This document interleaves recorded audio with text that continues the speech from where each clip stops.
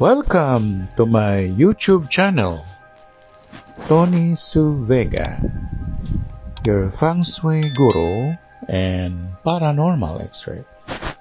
3H: Himala, Hiwaga, Hinagap, bilang 24. Nagfungsoy ako sa bandang Pasig area. Ang laki ng bahay. Ang ganda ng bahay sa labas.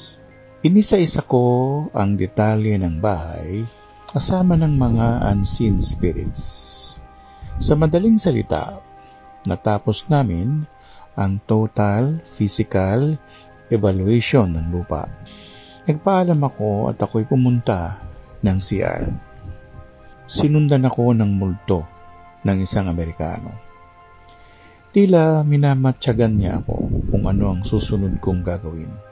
At nag-usap kami sa isip. Sabi niya, "How come you're seeing me while others don't?"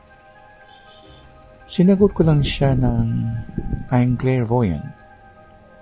At naunawa niya ang ibig kong sabihin. At sinabi niya na gusto raw niya ang kliyente ko. At pumapayag siya na sa kanya mapapunta ang bahay. Dahil alam niya na aalagaan nito ang bahay, nakahinga ng maluwag ang kliyente ko. Pero umaasa ako na siya na nga makabili noong bahay at lupang yun dahil nakakapanghinayang super taas ang tinatawag na energy or enerhiya ng Fu Wei, yung tinatawag na solid energies, at saka yung energy ng Shang-Chi, yung enerhiya ng prosperity energy